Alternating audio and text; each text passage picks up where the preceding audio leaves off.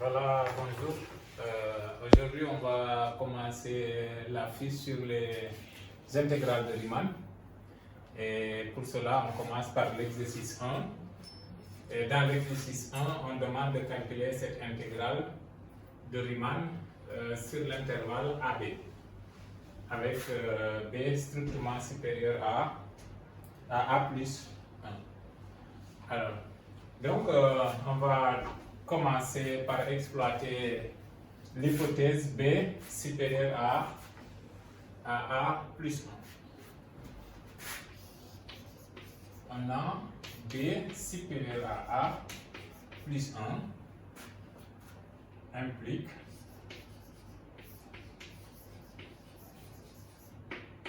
qu'il existe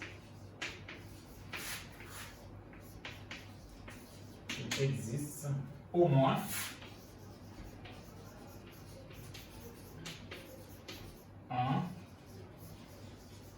un entier entre A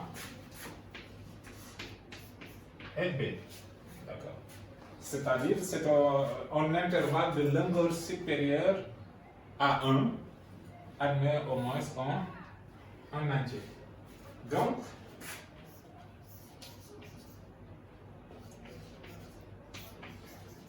on peut supposer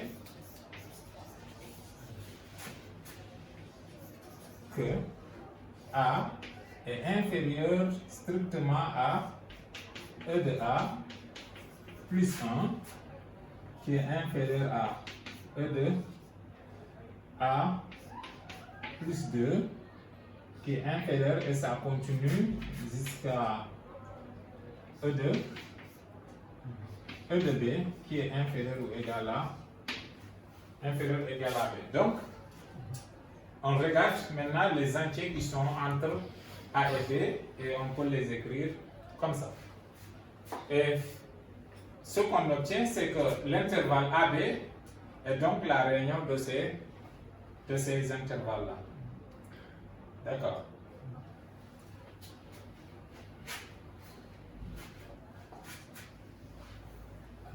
Puisque f est continu sur chaque intervalle de ce type, f est continu par morceau, donc c'est une fonction en escalier parce que c'est la partie entière sur un intervalle fermé borné, alors f est Riemann intégral.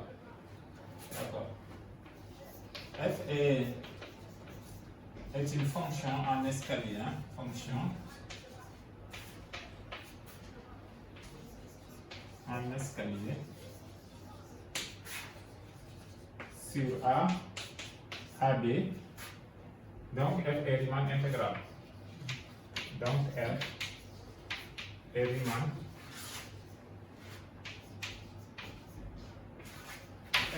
intégrable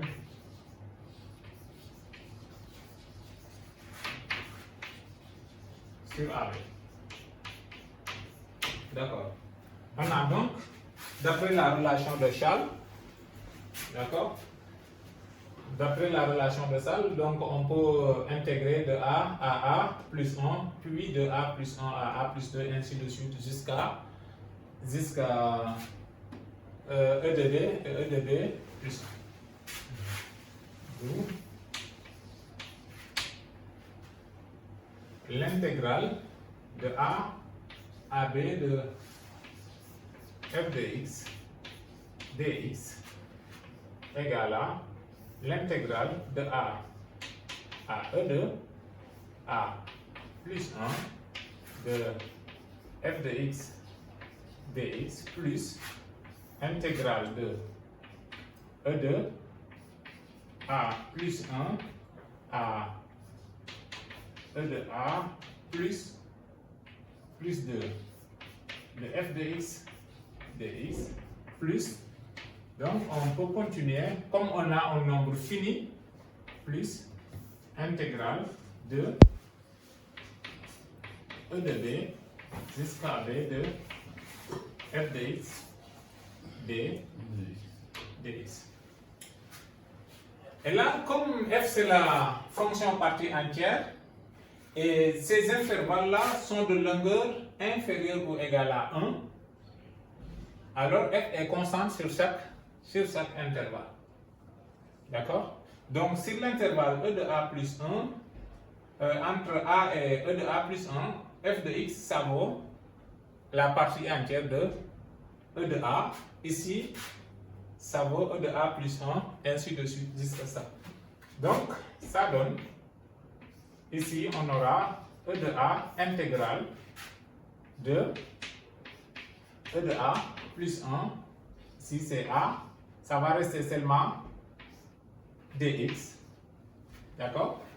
Plus, là aussi, on obtient e de a plus 1 intégrale de dx.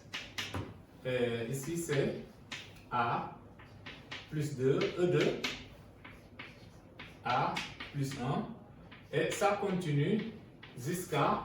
Là aussi, l'intervalle est inférieur à 1, c'est e de b intégrale de e de b à b de dx. D'accord?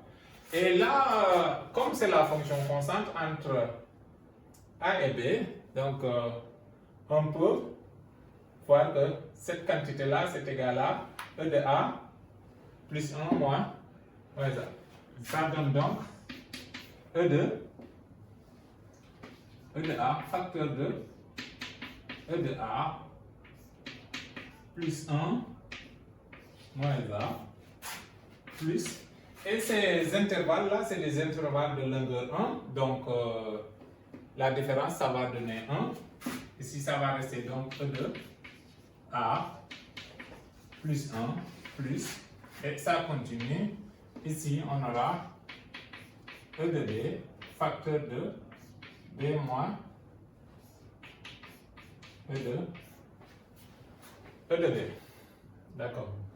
Et ça, c'est ce que cet intervalle-là va donner.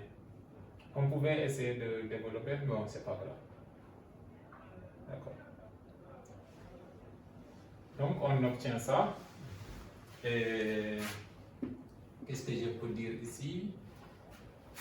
C'est égal à, je voulais un peu écrire la somme, c'est e de a facteur de e de a plus 1 moins a plus, on va sommer. Alors ici, i égale à 1 jusqu'à, peut-être c'est b moins 1 plus 1. C'est b moins 1. Ici, on s'arrête à b là. Hein? D'accord? Je vais faire les E2 et E de A, I. Hein? Ça s'arrête à B. Hein? B ou je ne sais pas. E de A plus I, hein? C'est ce que je vais.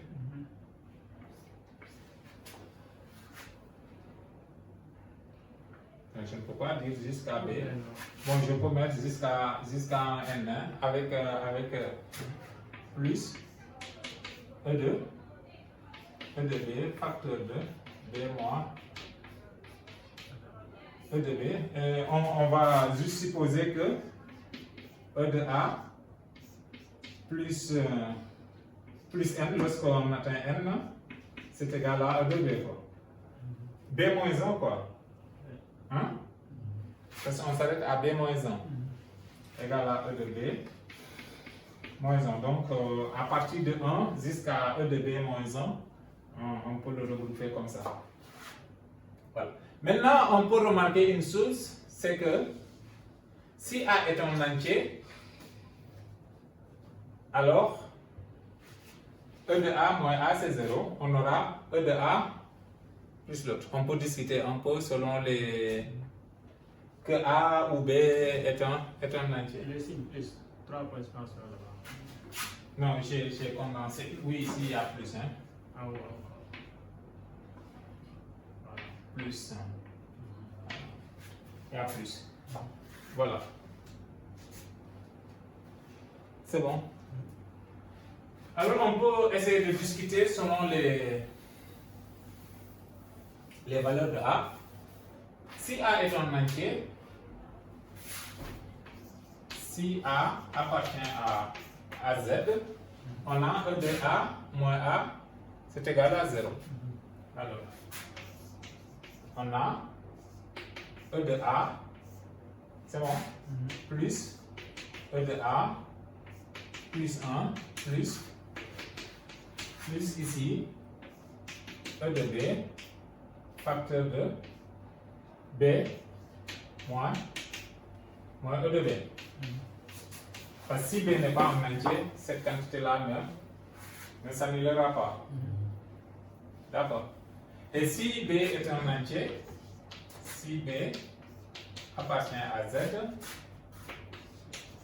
bon, ici j'ai supposé que B n'est pas un entier. Hein. Alors on va obtenir E de A facteur de E de A plus 1 moins A plus, et ça continue jusqu'à. Alors si B est un entier, B moins E de B c'est 0. Donc on va s'arrêter à E de B moins E de B moins 1. C'est bon.